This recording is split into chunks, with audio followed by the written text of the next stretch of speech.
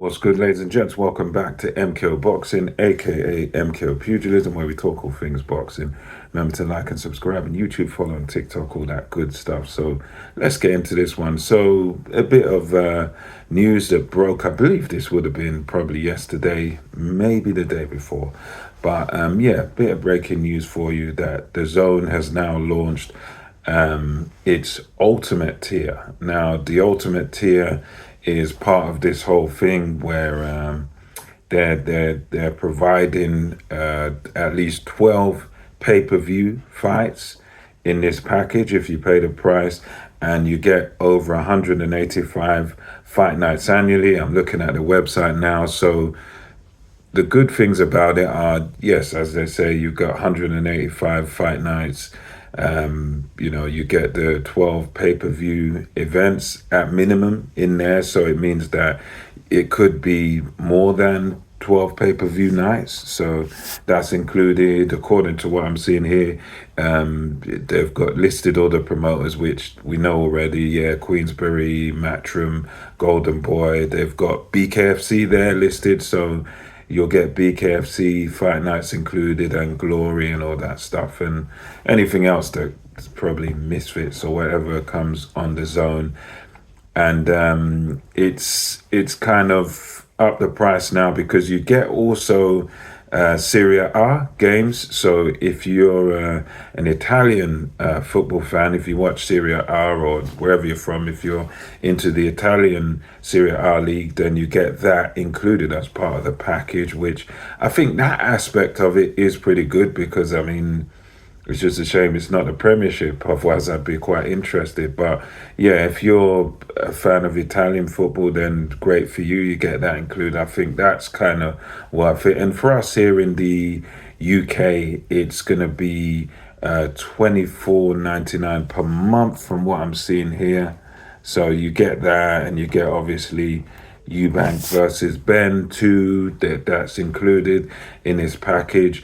And this is one of those things where it's kind of received, I would say, sort of mixed reviews. This new tier, with you've got some of the camp that's saying, look, this is a good deal because you're going to get 12 pay-per-views, and it means that presumably if they're saying a minimum of 12 pay-per-views, then you'll probably end up getting more. There might be 13, there might be 40.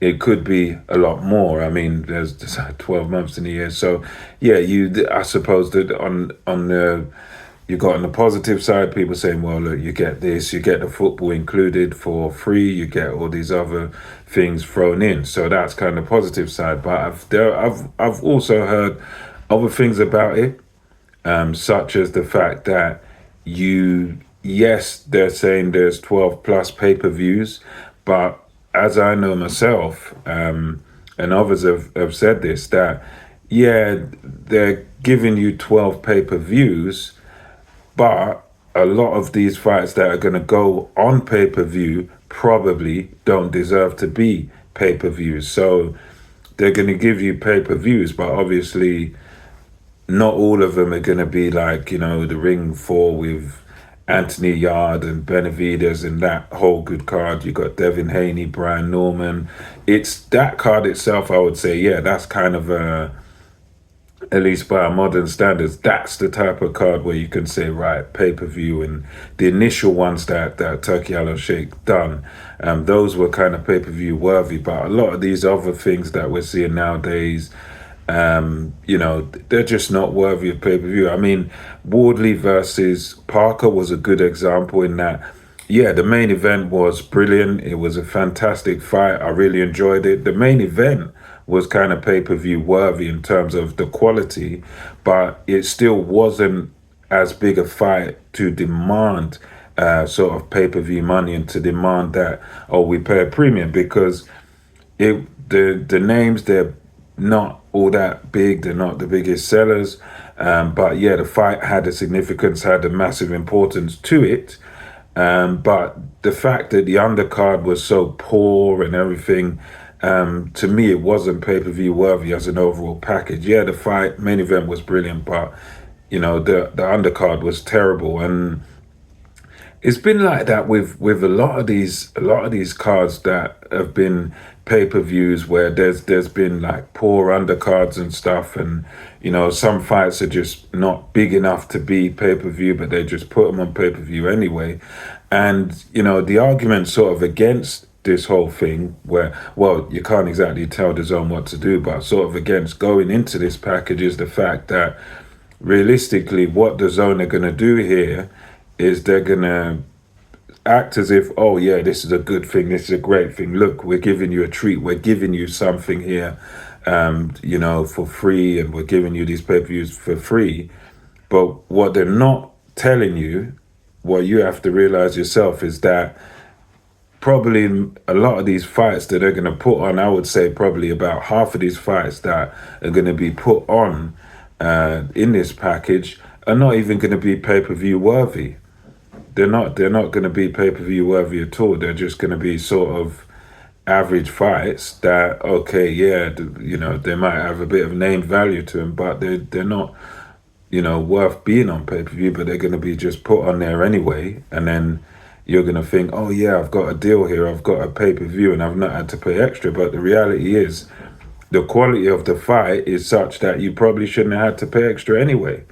And even like, for example, Eubank Jr., Conor Ben, that, as many have said, is a fight that's, yeah, you could say pay-per-view, and I say that as a person that's English in from the UK perspective. From our perspective, yeah, you could say, right, this is the pay-per-view because it's a big fight, it's selling out a stadium, etc., etc. But I would say it shouldn't probably be a pay-per-view for anyone outside of the United Kingdom, like especially not for, let's say, the fans in America, because in America it's going to be unsociable hours for them. They're going to have to wake up for it, just like what we have to do. So yeah, it is a bit of a double standard, but I think with there being no title, no belt on the line, I don't think audiences in other countries should really have to be paying pay-per-view price for that, because really it's a niche fight that has a history sort of over here. It has a worldwide history, I suppose, because everyone acknowledges the fathers, but really and truly, there's nothing on the line title-wise. It's just simply more of a, I suppose, a nostalgia or a gimmick fight or whatever. The first fight was brilliant, but technically there's no titles on the line, so that probably should be, yeah, for us, we pay-per-view because it's our time zone, it means something to us. But people across the pond in America, they don't know these, they probably do know the guys, but it doesn't carry the same weight or the same meaning. But yeah, I think it's one of those deals, this DAZN. On paper it sounds decent, but I do think, I do have a bit of a skeptic's hat on that.